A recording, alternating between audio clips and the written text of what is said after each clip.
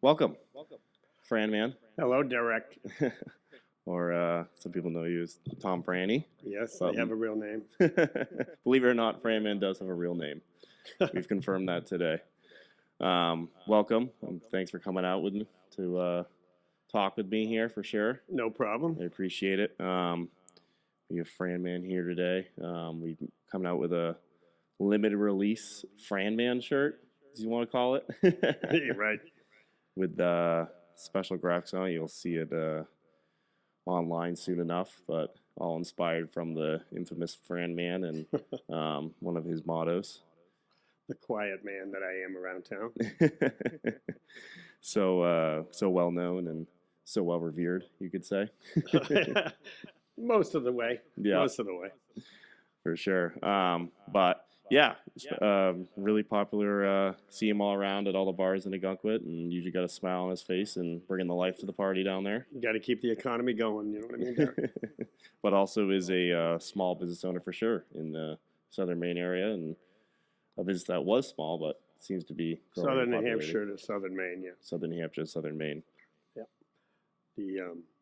But basically, the business started in 2008. But before that, when I was in my early 20s, very early 20s, I went 2 years to school, and then I was in printing. And then the reason I think it eventually happened up here from 2008 on was, I think it was 1980, 81, in that area. My friends called me up to go out in a limousine, and I said, well, I can't afford to go out in a limousine. And they said, well, you sit up front, and you can sit up front with the driver and go for free. And so that conversation that night I had with that limousine driver back in 81, I believe it was 80. No, 81. That was the beginning of, so I ended up driving limousines part-time from 81 to 89, and then just stopped doing it then. But it was great extra money. Just that way I could buy my first house in Plymouth, Mass. And then basically, as I was going through life from that point on, I was just in printing, and I said, one time I was listening to somebody, if you're ever going to start your own business, do something you know. I don't think transportation is rocket science, even though I believe I made that into a rocket science. But, there's definitely a method to it. You seem like you're doing it right. Yeah. You knew the things around the registries and the permits and all that stuff, how to get, how the airport was the biggest pain, but I knew how the whole thing operated and with the insurance and all that. So basically, while I was raising 4 kids in South Berwick, 2 of my own, 2 stepkids, right after we built a house in South Berwick, I was, like I said, I was working in printing also. So what happened is the owner of my company, who was around my age, and I worked for them for I don't know, I guess around that time I was working for him 25, 30 years. Out of the blue, he just called me up to his office and handed me a check because he was going off into the sunset. And I'm like, whoa, what's this for? And just for all the work that I was doing. And that was the check that I started Franman Transportation with in 2008. So basically, from that point on, from 2008, it was basically one van from 8 to 16. And then as it was going, I was just doing what every normal business should be doing, is fake it to make it. I told them I had 3, 4, 5. No, I had 1. Just you in the van. Just me in the van. It was 14 passenger. Yeah. But, and then basically right after, around 15, when the new transits came out, which was a better look for doing weddings and everything else, and they had the aisle seats, because I just had that older version, which was a real pain in the neck. And so in 16, that's when I made my decision, because I was building up all these hotels and these customers, one step at a time, advertising here, advertising there, walking into hotels, big mouth when I'm out and about in the restaurants and bars, never quiet, helicopter drop with the cards, whatever works. And so in 16, as soon as I left, I started to buy more. And now I have the 6 15s and then basically from there. Yep. Might even be one more very shortly, because wedding season's starting. And Oh yeah, your busy season's coming up for sure. yeah, this is the time of year. Basically, April to December 1st is the best period. The airport was a little slow January, February this year for the first time in about 8 years. Mm-hmm. But the regular stuff is flying in now because when you have a certain amount of counts, they call from everywhere, from a lot of hotels, Oh yeah. landscapers, everybody that needs. The sporting events are back, the concerts are back. Yep. The bachelorettes that fly into Ogunquit every weekend are back. Oh yeah. You know what I'm saying? So yeah, you must work a lot hand in hand with all the small businesses that, the hotels and the restaurants and the venues and stuff that. Yeah, I have a relationship with many hotels between Kennebunkport, York, Wells, Ogunquit, and wedding facilities between Kittery, Durham, New Hampshire, Mm-hmm. Through up to Kennebunkport. We don't really have to go any further than Kennebunkport north. We can, depending on what's booked. Because basically it's a 120-mile radius. It's basically Foxborough to Portland. Mm-hmm. We can go Lewiston, Auburn area, no problem. Yeah. Type of thing. So, but so basically along the way, when you're building it, you just no matter how much you have going on with kids. I had a full-time job. I'm traveling to Massachusetts for the printing job. Yep. It was just totally insane. But you just have that little chip in your brain that says, eventually, like that saying, if you keep showing up, if as long as I don't go away, it'll. Yeah. Basically, as long as I don't go away, it'll continue to work, which it eventually did. Yeah, and you had to make a leap at one point. I'm guessing. Yeah, the leap. Yeah, the leap. Full-time job. And... Right. The leap in 2016 was the most important. And even my brother Miles said, because he has a big mouth just like myself, that it made sense to just, basically at that point you just you're kind of holding yourself back. Yeah, it's kind of like you tell yourself, okay, you can do this. Now just go ahead and do it. Yeah, just take that leap and it all follows suit eventually. Right. Yeah, it's kind of a similar thing in real estate, and you pick it up as a side job, and all of a sudden it's like, all right, if you're gonna do it, you got to do it. Right. You gotta devote all your energy to it. Right. There's a click that goes off, and then you just know. And it was very quick for me in 2016. Mm-hmm. It just kind of went boom. Even the COVID year was a pain. Mm-hmm. But I came out of that very, very strong. Because every year has been stronger. Yep. Which is fortunate, which means I'm doing the right thing, getting extra, the right accounts. Yeah, I bet this whole area came out of COVID, a lot better than they did. It could have been a lot worse, but kind of keep pushing forward and survive. Right. There's some twinges around the hotels. They got a little high the first year and they got away with it. Now they have to turn it back a little bit. Yep. Going into this year, but they know it. I talked to all the hotel owners, so. That way you keep pounding Ogunquit, York, Kennebunkport. Oh, yeah. It's as it always is.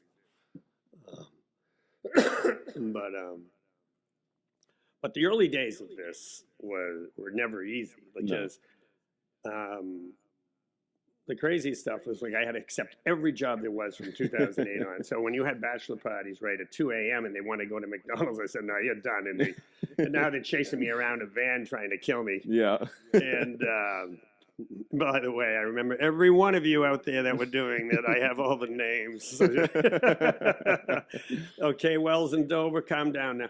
The Dover, New Hampshire was a big area. It was a big one, yeah. I was living over there for 7 years, from I think 2009 to 2016, and right after I moved here, back here where I belong. That's when I really went for the gusto, being around all the hotels. And stuff. Just interacting with them on a daily. Right, yeah. All about networking. In this business. Yeah, I would literally just show up at hotels. Even in Portland, I was doing it, but it made sense because it's so busy enough between the Durham, the Kittery, Kennebunkport, and everything in the middle, and then obviously we go to the concert venues and the sporting events wherever they are. Yeah, wherever they are. Excuse me. Yeah, I know. I've taken. I've gone to. You can take a bunch of group of us out to Portsmouth before, and I think I'm going to Gillette with your van actually Yeah. this summer and stuff. So I think the difference between my business as I was going along than what makes it different from just limo. mhm. And I wanted this from day one. I mean, I at least had that vision. That's why if I want to buy something, I want it to have seats. Yeah. So I created something. So like if you took a limo, if you're just going to Portsmouth with like 10 guys, Mhm. so you have like a much lower price just to pick up and drop off. Yeah. You don't need a limo to sit there on Market Street and drive you to state. Yeah. You know what I'm saying? So I created a business where there was a lot more ways for people to use the vehicles. Mhm. Yeah. And I think that was the most important part, and I haven't thought of that in a while. But those are the ones that come in every week around the weddings. Mhm. So we can start a wedding, and we have like a 3-hour gap in the middle. We can drop people off in Kennebunkport, Portsmouth, wherever they want. Yeah. You know? And if they're up or even a long time, we can do it in Portland, and then after that, it's kind of cut off. You go to Boston, we stay. You know. That type Yeah. of thing. Yeah. Of That course. type of course. But I think that helped, buffer the bigger stuff Mhm. because that smaller stuff became medium stuff, and then of course this town, everybody into Ogunquit from the Cliff House, and there's so many trips in other places like the Bachelor. Most of the Bachelorettes they come from like York Harbor. They come up from the Nubble, Yep. Wells, Cliff House. So it's definitely a bachelorette town. It's Yeah. not much of a bachelor party town. I think I remember one group from New York, but most of the time it's a bachelorette. That's interesting. It's more of a bachelorette town than It's than definitely a bachelor town. Yeah, there's a reason for that, you know. I always say that the bachelorettes will go to a high-end hotel, have martinis, and go to nice restaurants. And then the bachelor parties will find a cheap hotel, go to the Yeah. nudie bar, and then somewhere else after that. maybe the casino. Yeah, casino You or know. something. It's not rocket science. We all know what's going on. Out there. Right. There must have been some characters you met along the way too. Just the sheer number of people, different stories, and different people you must Yeah. have met along the way, and all these van Oh, trips yeah. and everything. Well, before I had my own business in the '80s, I mean, I drove a lot of celebrities. Yeah. The most famous one was Sinatra. I had him in '82. Oh, really? Oh, And, wow. I Googled it to look it up. It was '82, police escort from the Worcester Centrum. Had this big, huge bodyguard in the front seat. I'm driving like 3 inches on the other side. He was such a monster. And they got a little mad at me that night because behind. So we come in with Sinatra and this comedian named Dan Dreesen, who's makes me look like a linebacker. He was about 80, 90 pounds soaking wet.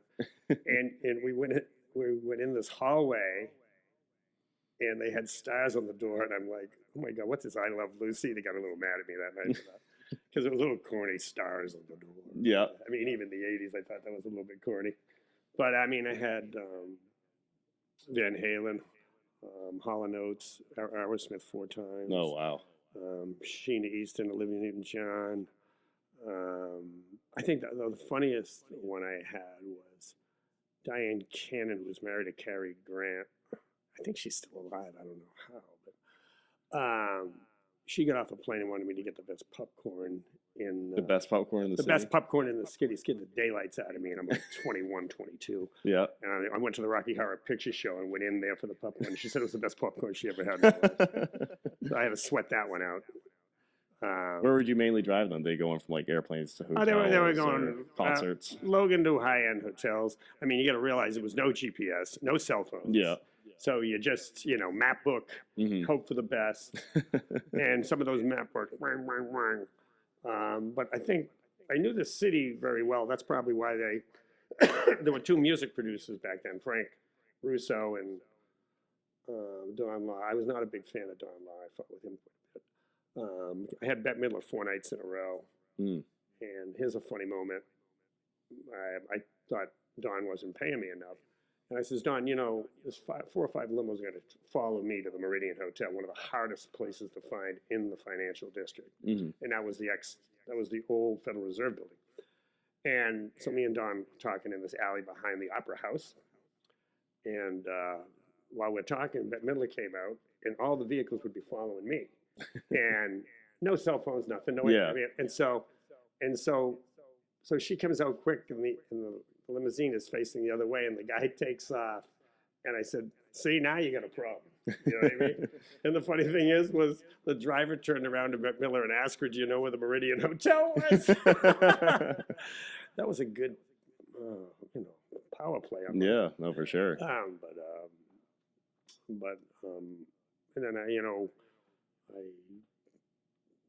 had a bunch of sports people from the Patriots: Irving Fryer, Steve Nelson. I've had Walton Walton and Boggs in the same year with the Red Sox because they were doing promotion for a radio station. Yeah. So I would.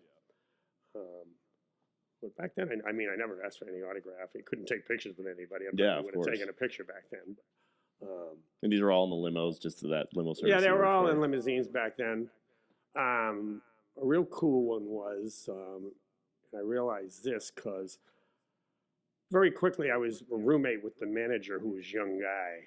He looked like Remington Steele. His name was Jack Lane. Mm-hmm. And I always get his name wrong. Not Bill Gates, the other one, the other guy that died there. Oh, Steve Jobs. Steve Jobs. I had him like 5 times. Really? And it was the first time. That one always stood out because the first time I ever seen anyone come off a plane with a sport coat, jeans, and sneakers, and they went to the financial district, Harvard, and MIT, back to the airport every time. And it was like somewhere between 4 and 5 of them. Yeah. 4 or 5 of them. Yeah. And I had them several times. Oh wow. Yeah. So they just do that one route in one day and just get back on the plane. Yeah. and fly back I where spent they the came whole from. day with them. Mainly. Yeah. Yeah. Sometimes I would take off from the printing company to do certain jobs like Mm-hmm. that. But even like Peter Wolf, when Don was just picking up one of his own musicians down at the airport, I remember him. Yep. Angel is a centerfold. That one, you know. But there were several more. It's hard to remember them all. Did any of them ever have like a weird request the limo be set with, or something like in the limo, or a drink or anything like that? Certain like. Oh yeah, there were certain things I could probably not. I guess I could say. Well, I can give you one other funny moment. I had Marvin Hagler's half brother and mother in the back of the limo. Snowstorm. I'm driving to the Worcester Centrum, and his brother goes, "My mother has to go to the bathroom." I said, "No problem. I'll get off at this exit." It was a miserable night. Yeah. And oh no, just pull over side of the road. She went in the woods, dress on, the whole 9 yards. In the middle of a snowstorm. In the middle of a snowstorm. And then we go to the Worcester Centrum where his flight was. First round, he knocked out the guy, thank God. And we couldn't get up the hill. So everybody in the limo had to push because of the storm, that famous hill on Route 9 to get to the main road. Yeah. We couldn't get up the hill, so the mother's out there pushing, the brother's pushing to a couple of them. They got us up the hill. Oh my God. In a snowstorm. Yeah, it was crazy. Yeah, there were certain things late at night you had to keep your wits about you, especially in Boston, Yeah. combat zone. Back in the 80s too. Right, yeah. Yeah, I think there is one that stands out that was pretty interesting. I picked up a woman, picked up 2 of her friends, probably around 30-ish, maybe mid-30s, I don't know, 25 to 35. And they go, it's a lot. So they have some, drinks in the back, and they go, just drive around anywhere. And because the third person lived up by Ipswich, very boring area, dark. Yeah. Where am I going to drive around in circles? I'm just driving around in circles. And then it was a little bit before 11, and I had the radio on the front seat, which was a bad move on my part. I don't want to get myself in trouble here on this podcast. But so with about it was like quarter of 11, and she goes, she handed me like 50, and she goes, she puts the divider down. She goes, "If you can get us a 6-pack in the next 15 minutes, you can keep the rest of the money." And the 3 of them absolutely had nothing on in the back seat. So after I got them their 6-pack, I immediately shut off the radio so I could, what the hell was going on back there? I mean, come on, man. If you're going to be up that late, you're going to get some perks. But that was That is incredibly strange for sure. That was that one woke me up. So I stayed up. I wasn't getting tired after that. Sat up straight for that one. Yeah, I sat up straight for that. Yeah. But the biggest problems were, I put a couple people on probation out of Wells, and I think a couple out of Dover too. Oh yeah, They were neck and neck with giving me the most problems. giving you issues. Oh yeah, I still run into them. I go, well, you're off probation now. You're on probation. They know who they are out there too, believe me. But don't worry, I won't mention any names. Get their picture hanging in all the vans. Do not pick up this guy. Yeah. I used to go around probation. Yeah, I think I went a year with somebody. Oh my god! And he deserved it. Whatever. You gotta find a different guy. Yeah. I mean, there probably were crazier stories back in the 80s, 81 to 89. Yeah. But, I mean, they stayed out so late back then, The 80s was a crazy period.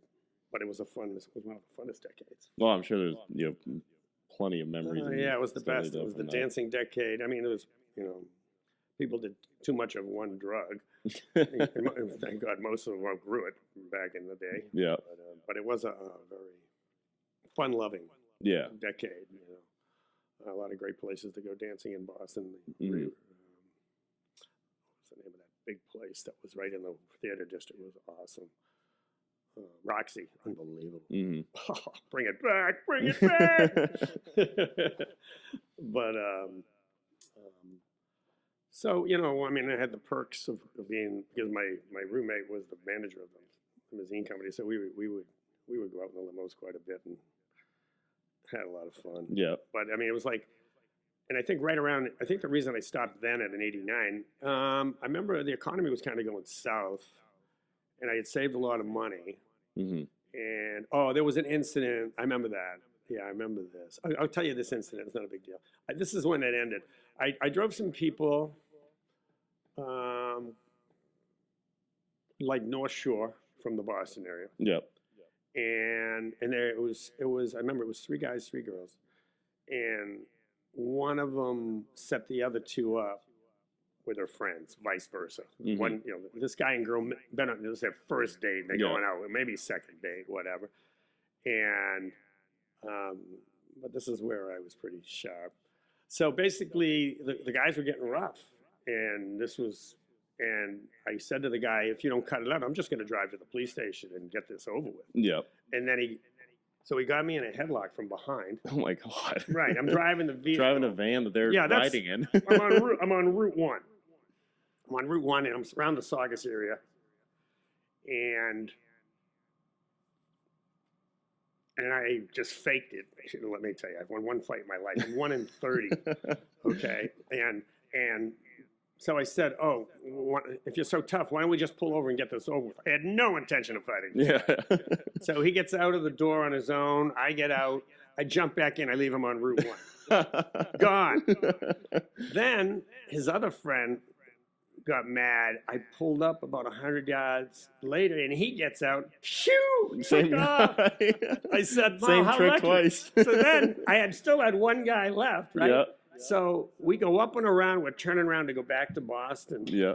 And the 2 guys are on Route 1 on the other side. You're gonna pull over and pick them up? I go, no way. And then the third guy, I just said to him straight out, I go, look, I know between myself and the 3 women, we can beat the shit out of you. Okay. One way or another. One way or another. So I said, I'm not pulling over for no one. Yeah. But I think there was that night, and then there was one other night right after. It was, I don't know, there was some new drug out there or something, and these were really nice guys. Yeah. And then they became evil They later just became, on. yeah. And it wasn't like that long into the night. And that's when I said, it's time for my break. It's time. And then I bought a house, my first house in Plymouth, Mass, with the money I had saved from those 8 years, and then just waited till 2008. What's that? Like 19 years later. 19 years later, yeah. Yeah. I just realized that, to be honest with you, by saying it. Yeah. But, so I've always been a character. So the way to handle a tough problem is just be funny and firm at the same time. Be comedy with toughness. Yeah. Sort of toughness. But. With that end goal of just diffusing the situation. Yeah, diffusing the situation, right? Because I had to deal with that a lot. I'm sure you have to deal with it, like, late at night, drunk.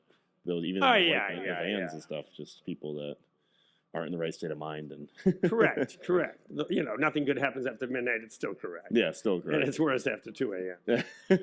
Yeah, and then, oh my God, some of the way they was, um, I mean, what I have today is like driving Bambi. I mean, back then that was rough So you'd say stuff. the business you have now is easier than Oh, dealing wait, with the I mean, limousine because stuff.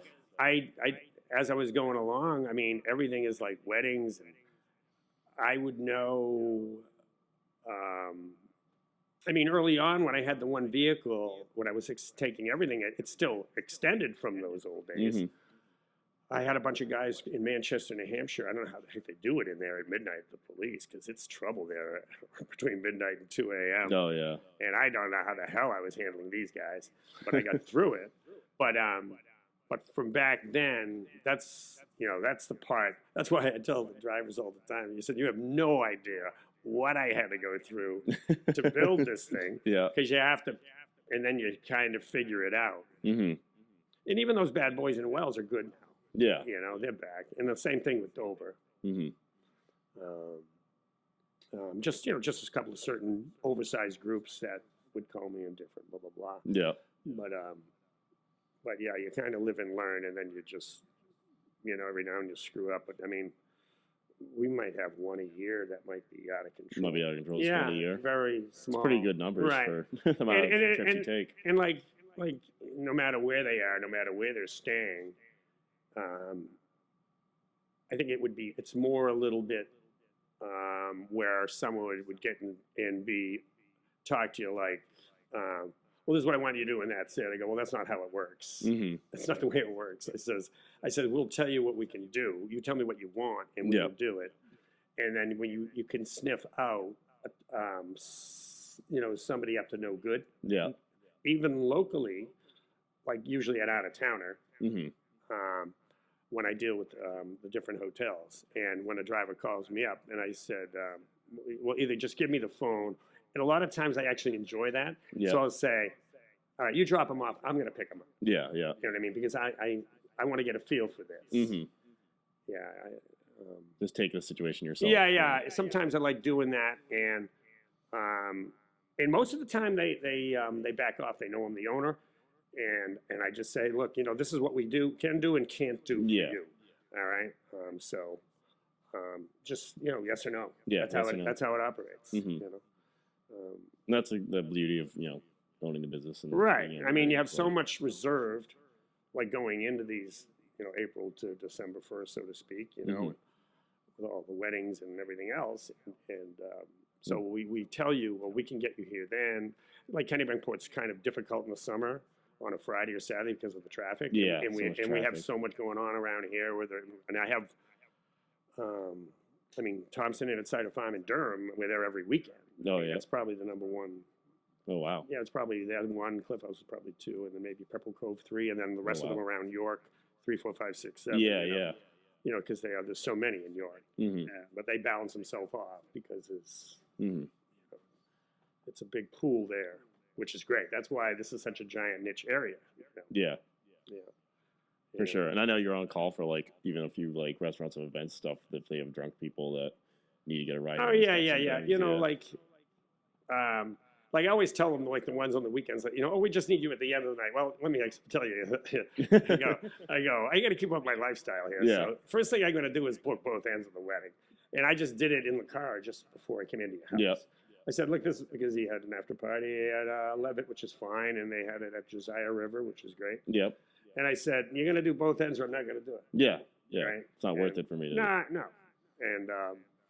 And we can do it at certain times of the year. Yeah, but per peak summer, you're gonna right. Yeah, you're fully booked. Right, because between now and that date, I only had one vehicle left anyway, so you might as well book it. For the whole. Yeah. Right. And it's the demand's so great that you can just. Yeah. I can't do it. Go find somebody else to do it. I have other tasks to do and other people, so it's not a huge deal. Right. I guess that's the beauty of being so busy, and so. Yeah, this area is still going to be busy. I noticed the airport being slow the last 3 months, which isn't the end of the world. It's still busy enough. And then, But even though April is very, very strong, starting now, basically. And but but the upticks on the different assortment of Mhm. work is the better part. Yeah, And that's for why sure. this. So Portsmouth, what's that? The concert place in what's it, Laconia? Oh yeah, Guilford. Yeah, the In Guilford New one. Hampshire Yeah, Pavilion. Yeah. that's number one in the most concerts. Yeah, I'm we sure go. you do I a mean, we lot do of there. Fenway, a lot of Fenway, Foxborough. Mm-hmm. And, Foxborough is a haul too. right. I mean, that's a 3-hour drive to get there. Right, exactly. Yeah. So you're working the whole thing. We actually have opening day on the 9th. Mm-hmm.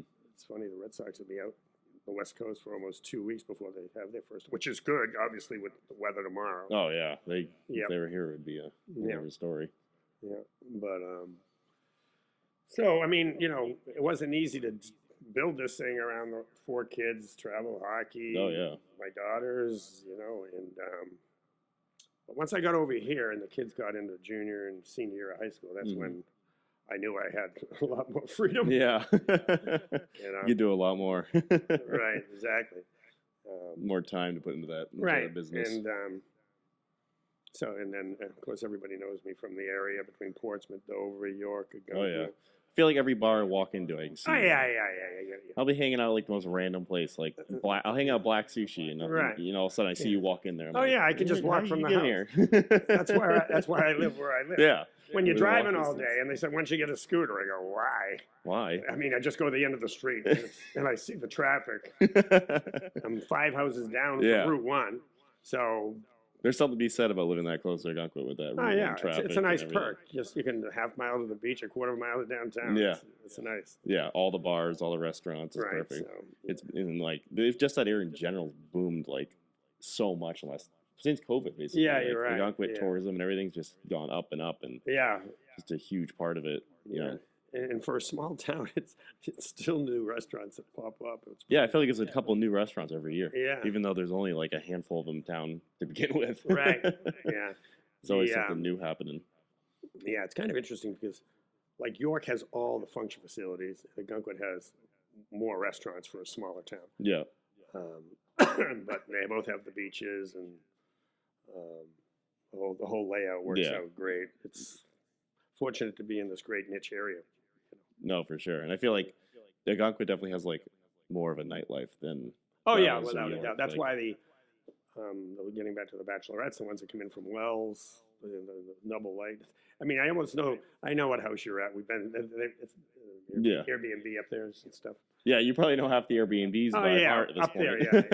there, yeah. They all stay the same ones. There's a bunch of them they know how to get it done. Ocean Ave and Wells and Double Light in York, and then Cliff House. I mean, yeah, they fly in for that. Mm-hmm. That's huge.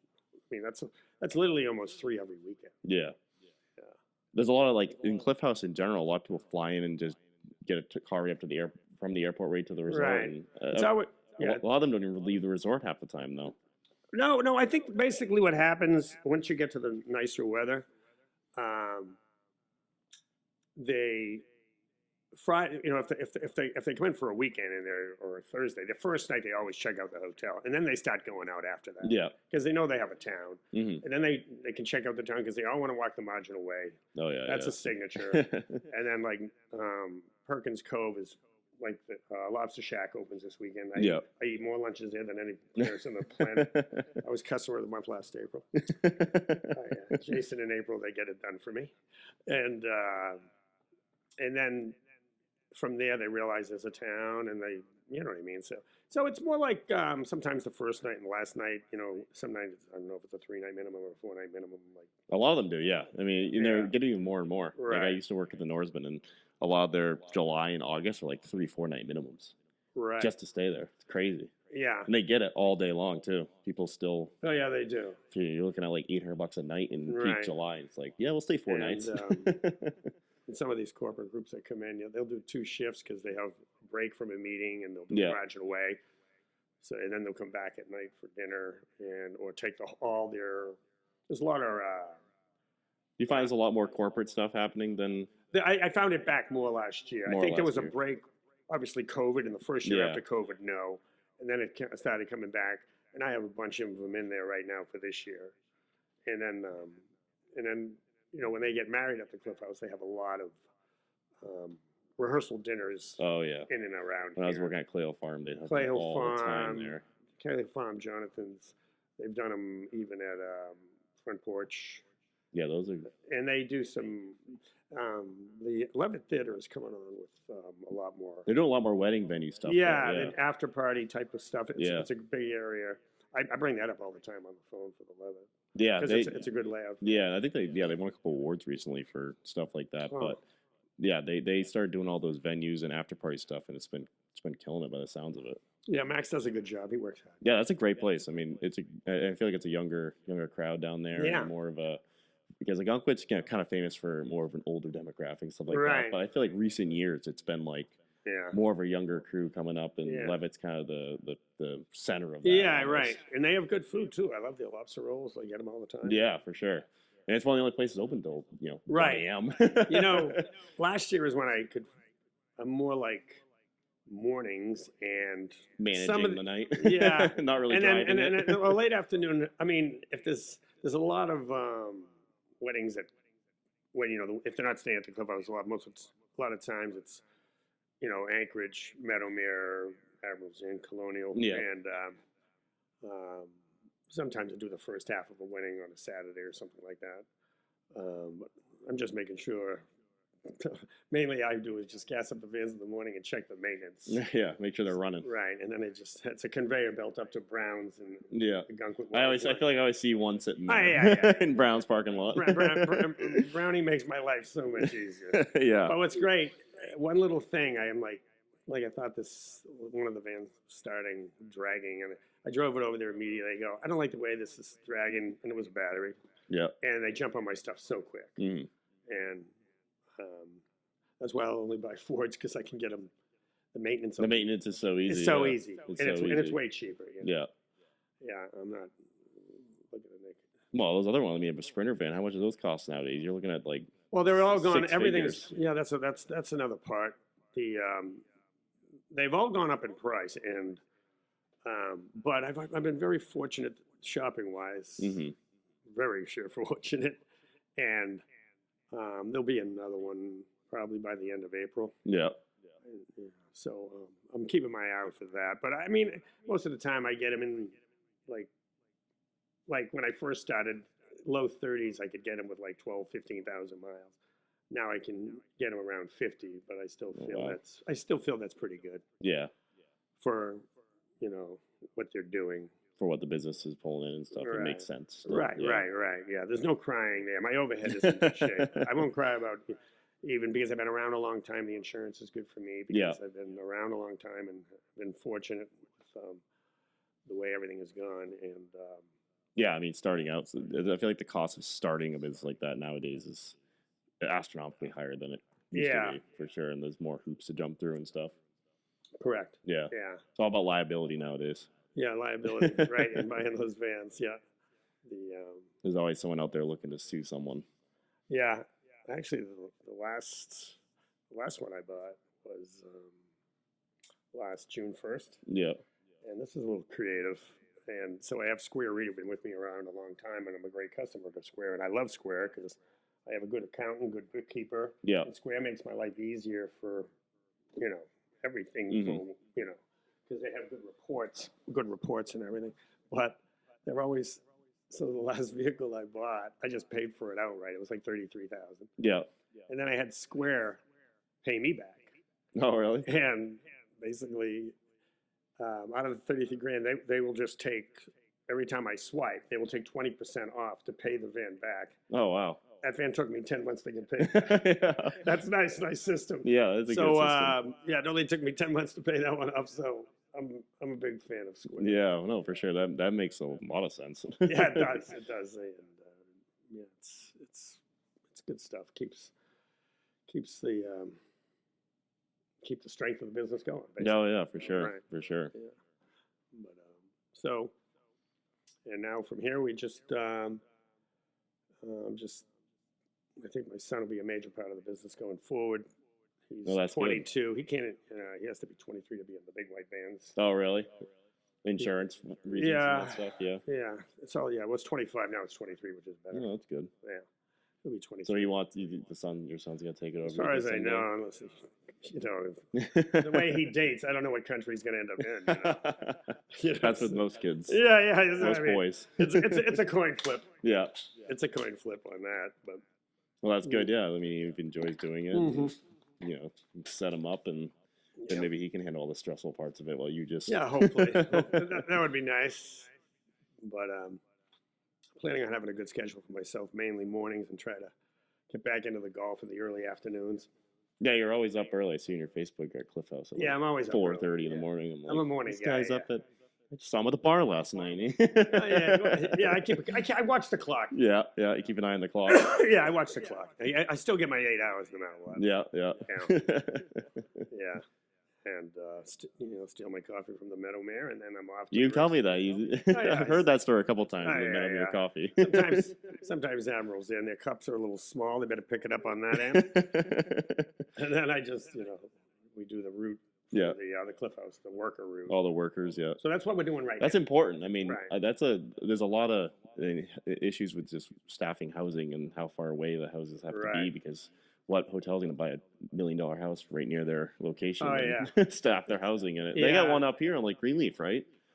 Up this way? All the way up here. Yeah, that's the first one I go to. Yeah. Still worth it for them, though, because they can at least put their workers somewhere. Yeah, and there's more houses that are coming in now, because a lot of them, there's a lot more people starting to come in this week. Yeah. They'll be booming soon. They'll be full. Yeah. All of them. Yeah, so it's more like 12 houses in the spring, summer, fall. That's crazy. Yeah. They got no other option, though. It's just you got to do it. Right. And we do it for other hotels. Yeah, all the hotels. Admiral's Inn, Colonial, the White Barn up in Kennebunkport. Yep. And, the Anchorages, a lot of them. Even the landscapers. Yeah, the landscapers have to bring them nowadays, too. Yeah. Yep, they're all... and thank God for WhatsApp. I don't even know how to do WhatsApp. I know, they always text on WhatsApp. That's all they use. And I just feel like all the H2Bs and J1s, all they use is WhatsApp. Yeah, the younger guys know how to do it the best. My son's very good at WhatsApp. Thank God. I don't even have WhatsApp. Yeah, I just wave at it. I go, just give me that. And they go, anyone know how to use WhatsApp? Yeah. That's fine. But at least it's a way to communicate when they're coming off planes from other countries. Oh, yeah, for sure. It's the only way they can do it most of the time. Right. It's funny how that whole system works. So I got into a little bit when I worked for the hotels, like just how they have to apply for these H2Bs and these J1s, and there's like different classes that they can qualify for and lotteries, and it's like this huge system that's just it's like crazy. I think like HBs can stay for like 3 straight years, and they have to go back for 3 months, something like that. There's all these stipulations. Then some of them will go to Sunday River or Sugarloaf in the wintertime. Right. Yeah, I see them up there. In the summer, yeah. Right. There was one, Mark and Nash was telling me a story at Liquid Dreams about one of his J1s, or one of his, it was an H2B. Yeah, okay. He was working in the kitchen there, and he was like fall time when they get ready to leave, and Mark's like, you going back to Jamaica, whatever your name is? And he was like, no, I'm going... He pulls out his face, like, I'm going to Sunday River. And Mark was just laughing. He's like, you're going to have a... He's like, I've never seen snow before. And so you're going to see a lot of it this winter. Yeah, we brought him to Killington Stowe. Yeah. Other mountains. So when they go up, they pay us to bring them up there. Yeah. And when they come back, the hotels down here will pay us. Yeah, go up there and get them back. Yeah. But most of them come in Logan, Portland, C&J. Yeah. And someone take a train. We had a few that we drop at the train station once in a while. Oh, in Wells? All the way down to Logan or something like that. Yeah. But the luggage is absolutely totally insane on the... Well, they send everything back, especially the H2Bs. Like they love buying stuff up here and sending it back. They do. Yeah, I've had huge screens TVs. They'll at the hotels. I remember when I worked there, you get like 10 Amazon packages a day shipped to the hotel there just for the H2Bs, and then there's a guy that comes and picks them up, the Barrel Man or whatever. You ever heard of that guy? For the luggage? For the Barrel Man, his name is, and he picks up. He's got all those like the old fish barrels, like the blue barrels. Oh yeah. And he comes around a big truck, and these Jamaicans can buy a barrel for like $100. And what's inside now? they'll stuff everything inside that they buy in America. Oh, I see. And they'll buy clothes, they'll buy jeans. I guess jeans are way cheaper up here and stuff. So they'll shove this barrel. I do know that's how they do it. And this guy will come back, pick up the barrel, and he'll ship it to Jamaica for them. In this big truck. It's like a business. It's crazy. I mean, I had someone come off a plane. She had 7 bags last year. And every time I see her, I go, here she comes. The same one every All right, year. everybody out. We got to put her luggage in. Oh, man. Yeah, it's, yeah, I think, the Jamaicans have the most luggage. And most of the other ones are pretty, maybe 2 big bags, which is standard. Yeah, they're all, each culture is kind of different, which it's funny. Like how they live and how they do everything. Like my dad owns a building where he rents that out to hotels in town, and we brought some people. Yeah, you bring people there all the time. We're bringing more in tomorrow. He's gonna love to hear that. It's all good. He's had a couple different countries, like people, like he's had Jamaicans in there, he's had Filipinos in there, he's had right now it's Bulgarians in there, and this week it'll be Honduras. Yeah, so there's each culture nice is people. Different how they leave it, how they leave the building or how they cook in there and stuff. It's funny because he'll just have different experiences with each one. It's so funny. Yeah. Like a lot of the Eastern European groups, they smoke like crazy outside the building, and then there's like different traits. Oh yeah, that's true. Right. Yeah. It's crazy. Yeah. A lot of South America right now, and they're really, really cool. Yeah, they are bringing a lot of South Americans in. Very nice people. Yeah, they're bringing a lot of South Americans in right now. I think down in that area, there's all of a sudden that for some reason those culture groups are big to bring those in as day ones right now. It's different. Every year I feel like it's different what culture you're going to see. Yeah. You get some different countries every year. But they work their asses off, all of them. Yeah, they do. They put in double shifts every day all summer long. Oh yeah. Very much so. They come here to work. Right. That's for sure. So most of them come for a year, and then they have 1 month to go travel around. Yeah. Oh, yeah, the students for sure. Right. Oh, yeah, that's right, the students. Those ones are funny. I've interacted with so many of those, the Bulgarians and the Romanians and all those guys. Yeah. They're usually pretty funny. Yeah. That's all cool. They always talk about where they're going next. Going to New York. Yeah. It's funny. Yeah, but it's all good for the economy. No, for sure. We need it. Yeah. So. But yeah, so that's it in a nutshell, I believe. I don't know if I missed anything. Yeah. No. So we've got the Franman shirts that were going to be available online. If you see Franman out and about, I'm sure he'll be selling those. Yeah, I'm going to Beach Fire for chicken wing night or whatever. Oh, the 5-cent wing night or 10-cent wing night. Yeah. I'll be down. They have a lot of good specials going over there on the weekday nights. I feel like they have $10 burger night and stuff like that. They're always good about that. That's a good place. Yeah, I should eat my wings in the bathroom. It's all over me. I don't want to get them all over the new shirt. Oh, jeez, no. Yeah, you want to keep those things clean. Right. Yeah, so those will be available online. Franman will be out and about in all the bars in Ogunquit and all the restaurants this summer, I'm sure. So if you see him, ask about him too. Sure, absolutely. I usually donate a portion of any of the profits to a charity. It'll be of your choice, Franman. So you can think about that, and we'll make sure that's publicized. Sounds good. Yeah, all the apparel portion of the profits always goes to some kind of a local charity or something. So, nice. But yeah, no, I appreciate you coming on out here and doing this. You're only my 3rd podcast guest, so we're getting the hang of this slowly. We have some technical difficulties once in a while, but we work it out and get it going. Yeah. So yeah, but maybe you'll come back on sometime in the future again. Maybe we can get Eric to come on with you. I was thinking you and Eric on a podcast would be a a hoot. I could definitely up the comedy on that. For sure. But thank you. Appreciate it, Franman. No problem. It's fun. Be on the lookout. By the time anyone listens to this, those sweatshirts and T-shirts will be available. Yeah. So sounds good. Wear them around. Awesome. Thank you. All right. Thank you. See you guys later.